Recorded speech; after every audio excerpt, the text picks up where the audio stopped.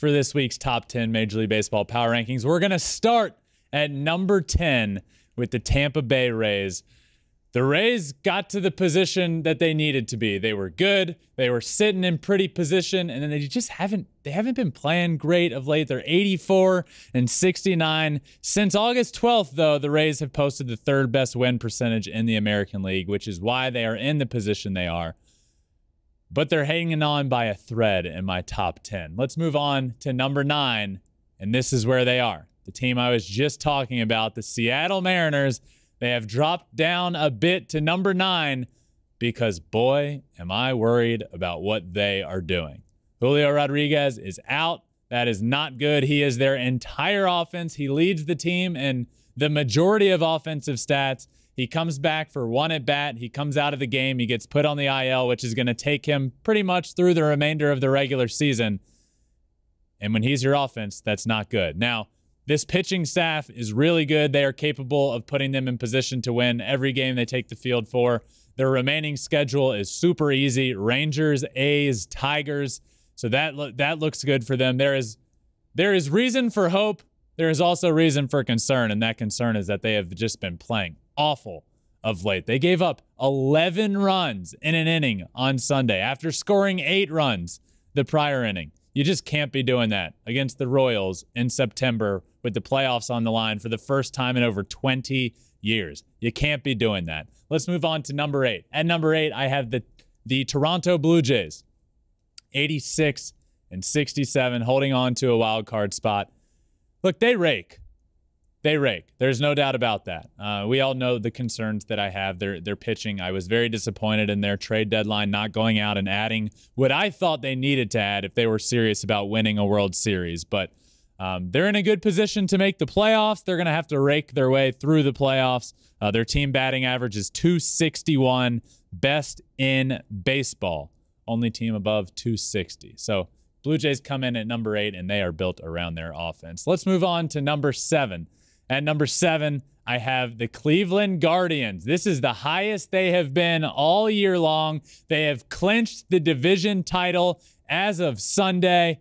It feels like a week ago, this was still a discussion of, can they hold on? Can they do this? Then they run into that series with the Chicago White Sox. They sweep them out of town, put themselves in a great position to win the division, and then they do it. Just an unbelievable winning streak that they've gone on to put themselves in this position. It is time to put some respect on the Cleveland Guardians' name.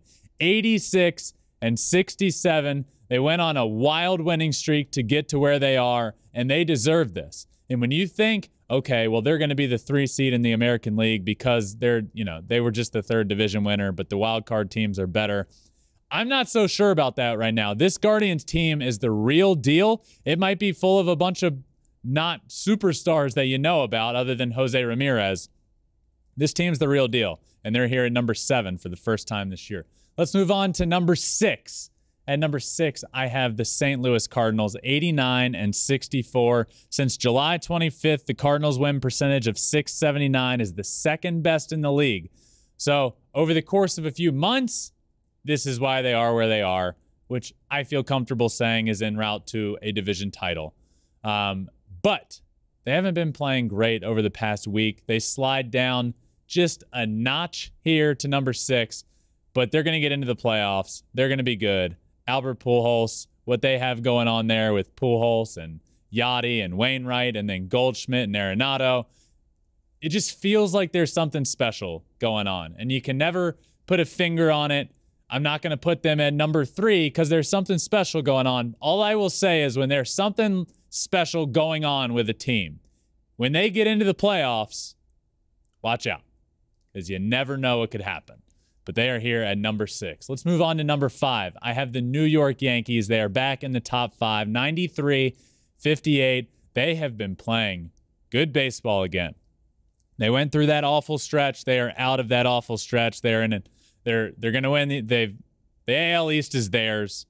The 1 or 2 seed is theirs. They're going to be the 2 seed. They'll get that bye. This is the Yankees that we remember from earlier in the year. They are back. They are fine. They will have a bye in the first round. They will be the 2 seed. Aaron Judge will break the record. All is good in Yankee land again after they were on one of the worst stretches in the worst 50-game stretch in over 30 years. They're out of that. Let's move on to number 4. At number 4, the Atlanta Braves. The NL East is one for the ages. This battle is going to be incredible. 94 and 58. I am worried about Spencer Strider going down and being on the IL. That is a big concern. He has been a big reason they are here, but there's still just a couple. They're right behind the Mets. The Mets are really good. The Braves are really good. They're both going to get into the postseason. Watch out for them when they do. But this leads me well into number 3, which is the New York Mets. That team that they have been chasing all year long. There was one day, I think, where they were not chasing. One night, the Braves were the leader in the NL East. Other than that, they were behind double-digit games. The Braves have cut the lead down to a half a game at one point, took the lead. But for the majority of the year, it's been the New York Mets division. And I do believe that the Mets can win the division. They have a favorable schedule with a series mixed in with the Atlanta Braves. That is just going to be such an awesome series. That's going to be so much fun to watch. But the Mets are the real deal. You don't want to face them in the playoffs. People will be picking them to win the World Series because of the pitching you have to run into. The Mets are real. They're here at number 3. Let's move on to number 2. The Houston Astros, the top team in the American League, the first American League team to 100 wins, the second team in baseball to 100 wins. They continue to slide under the radar.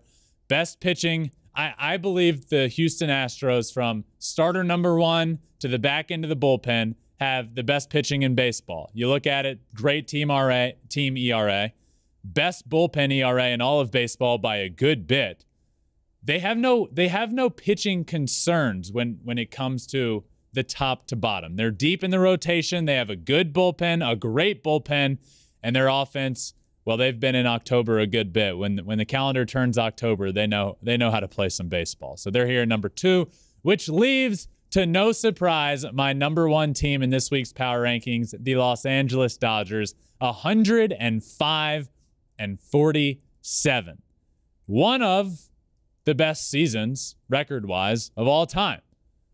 Now, can they get to the all-time record? No, that is now out of reach. But they can inch up the all-time history in terms of most wins in a single season, and they're already getting there. So this year for the Dodgers is remarkable. One of the best moves I think they could have made is Craig Kimbrell is no longer the closer for the Dodgers, which was a massive concern come October. The pitching for me is a bit of a concern in October, and leading up to a 9th inning with Craig Kimbrell did it no justice.